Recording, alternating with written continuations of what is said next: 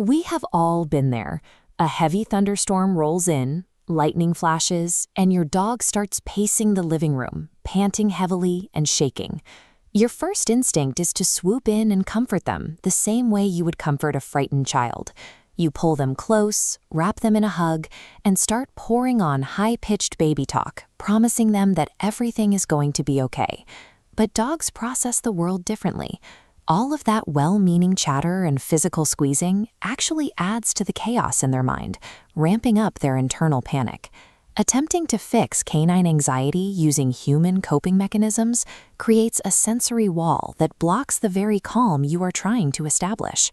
Military canine handlers deal with highly explosive, stressful situations on a daily basis, and they rely on a silent protocol to bring their dogs back to a neutral baseline. This split-screen graphic compares our typical human response on the left with the military method on the right. Researchers found that a silent 10 to 15-second ritual used by these handlers reliably drops a dog's primary stress hormone by 40%. You do not need any specialized tactical gear or complex obedience training to execute this protocol right in your own living room. Mastering this interaction shifts your role from an accidental source of overstimulation to a grounded anchor for your dog. Step 1 requires total discipline on your part. You have to completely stop talking. No commands, no good boy, and no physical coddling. This diagram shows why silence is necessary. The pulsing red area is the amygdala, the brain's fear center. During panic, it works in severe overdrive.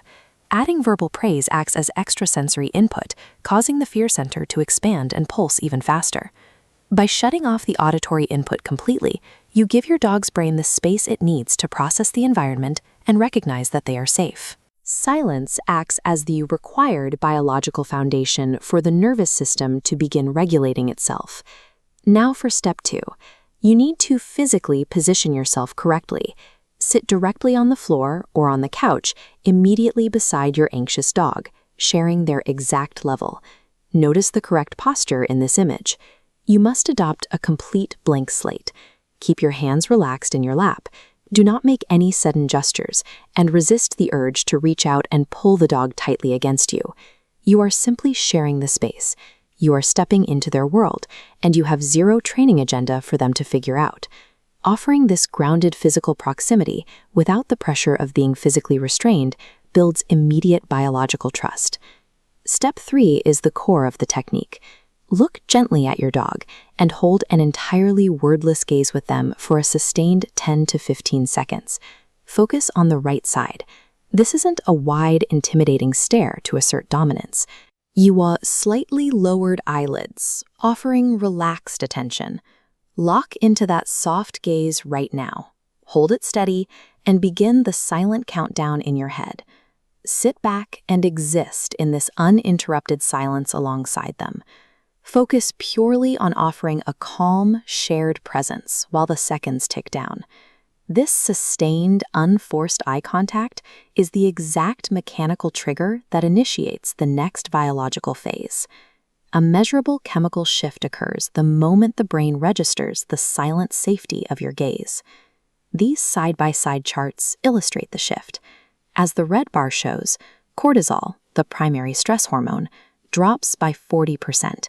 Simultaneously, the blue bar shows a rapid influx of oxytocin, the bonding hormone that naturally counters the anxiety. This hormonal inversion directly overrides high arousal states, returning the nervous system to a neutral baseline. The 10-second ritual functions as a measurable physiological intervention, altering internal chemistry through direct optical and social triggers. At the end of those 10 seconds, watch for the physical cues. You will see their muscle tension loosen, you will hear them exhale deeply, or they may simply lie down completely. By stripping away the chaotic environment and replacing it with 10 seconds of silent grounding, you achieve immediate, observable relief. The next time a storm hits or the doorbell rings, test this technique. Then come down to the comments, drop your dog's name, and tell me exactly how they reacted. Leadership and comfort depend on your ability to offer quiet, grounded presence, the primary language of canine safety.